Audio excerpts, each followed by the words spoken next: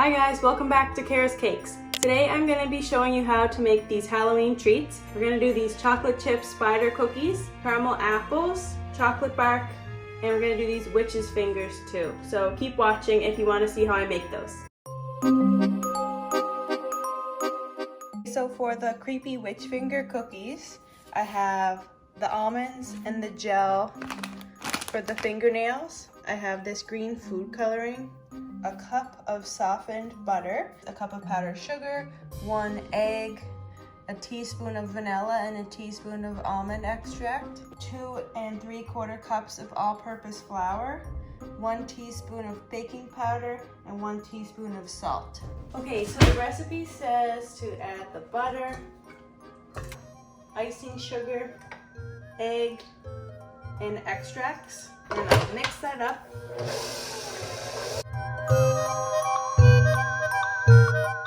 Next I'm gonna add in the flour, a little bit at a time until incorporated. And I'm gonna put the salt and the baking powder in as well.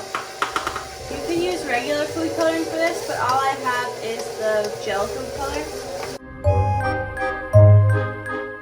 So all the dough is mixed up. That did not take very long at all. But now we put it in some saran wrap, and I'm gonna pop it in the fridge for 30 minutes. All right, so my cookie dough has been in the fridge for 30 minutes. We're gonna make little fingers out of it and put them in the oven, and we're gonna preheat the oven to 325. So you're gonna take your tablespoon and just kind of make it a round tablespoon like that. And then I'm gonna pop them all on the cookie sheet, and I'll roll them out once I scoop them all up.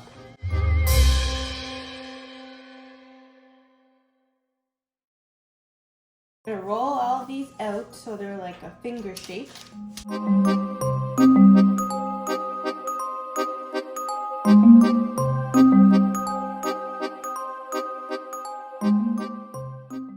Okay, so my witch fingers are all ready to go in the oven, and just so you can see up close, I pushed down a spot for the knuckle, and then I use a toothpick to make those little lines, and I use a blanched almond for the fingernail.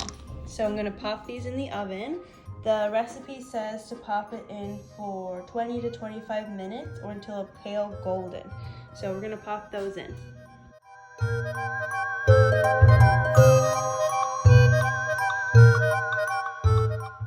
The witch fingers just came out of the oven, and they did spread a little bit. So if you want them to be thinner than this, like here's my hand for reference.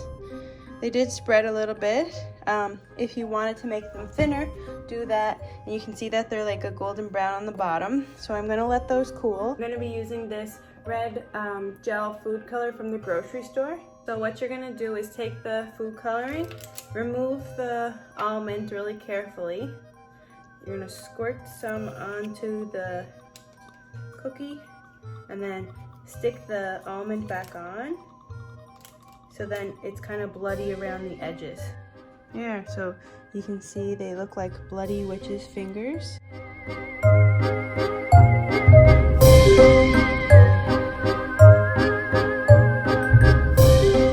I have some dark chocolate here and some white chocolate, and we're gonna melt those down and make some chocolate bark. So this one's really simple. All you have to do is melt the chocolate in the microwave or over a boiling pot of water.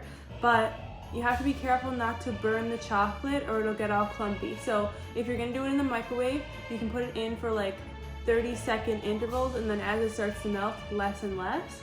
So what I'm gonna do is swirl these together and then add in candy. So I have these sprinkled chocolate candies and some orange sprinkles and some little eyeballs as well. I was gonna get candy corn or something to make it like more Halloween-y, but like honestly, I just think candy corn tastes like candle wax. So we're not gonna use candy corn, and we're just gonna use some cute chocolates like this and make it look like Halloween.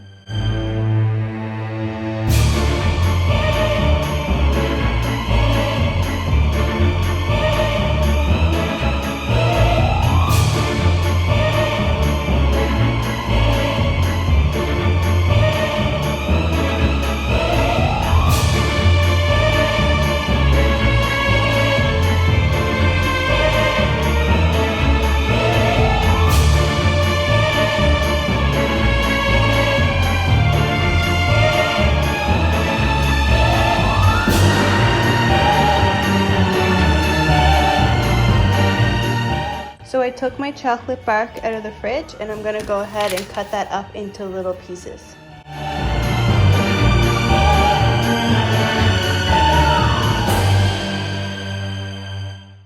We're going to move on to chocolate chip cookies, and these cookies aren't just going to be regular chocolate chip cookies.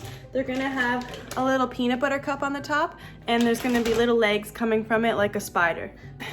Every time I make chocolate chip cookies, everyone thinks it's some secret recipe, but I just used the recipe on the back of the Chip-Its bag. This is like the perfect chocolate chip cookie. I suggest buying some Chip-Its and making these chocolate chip cookies. So I'm gonna set up a little time lapse to show you me making the chocolate chip cookies. I'm not gonna walk you through step by step, and for all of the recipes, I'm gonna link them down below in the description box so you can make them too.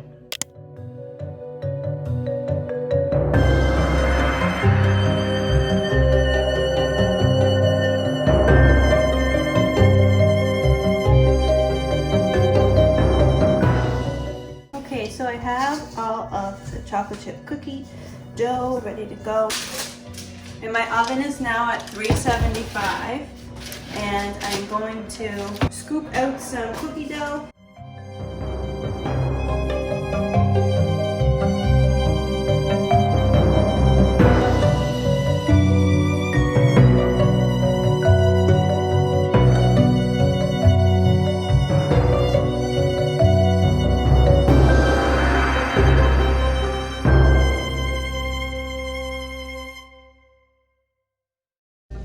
So I'm going to take the peanut butter cup like this and kind of just push it into the cookie while it's still hot.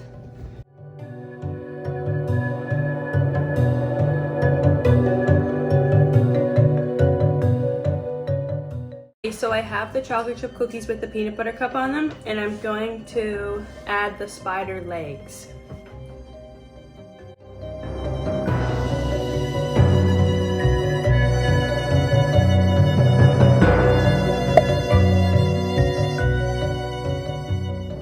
Last but not least, we're gonna try the caramel apples. I'll link this recipe down below. I'm gonna get all my ingredients ready and then come back. Tip that I found online is that you can take really hot water, put your apples in for 5 to 10 minutes, and then all of the wax will come off the apple and it will let the caramel stick better.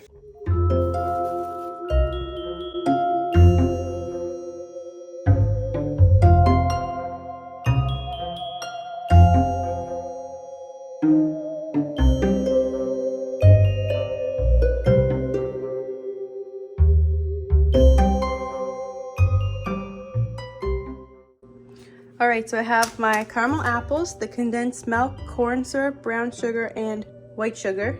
Then I have a stick of butter, which is half a cup, and I'm going to put all of the ingredients in the pot. It says here to heat the ingredients over medium-low heat until it reaches 225 degrees. To stir while cooking, but keep in mind that if you stir too vigorously, it can cause bubbles in the caramel.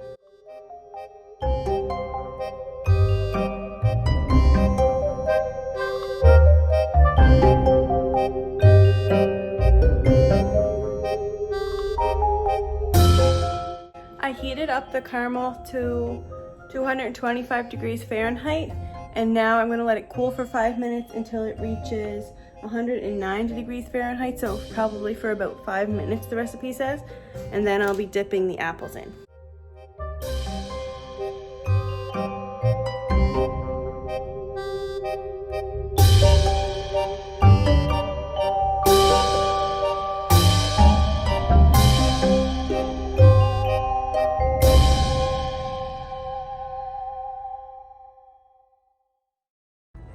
So my caramel apples are dipped.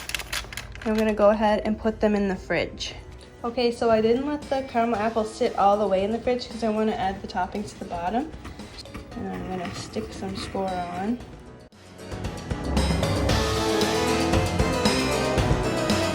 Next, I'm gonna do the peanuts.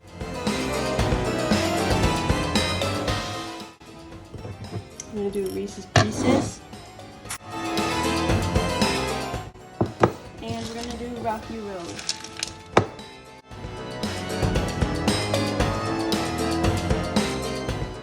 The last one I'm gonna do is just some sprinkles. we have the peanut, Rocky Road, Score, Reese's Pieces, and Orange Sprinkle. I'm gonna just pop them in the fridge to set completely.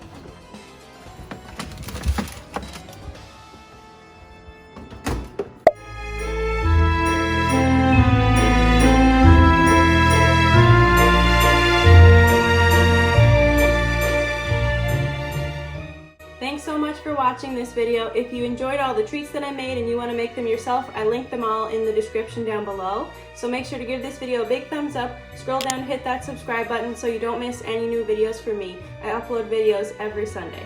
Next Sunday, you'll be able to see me make a Halloween themed cake, so keep watching.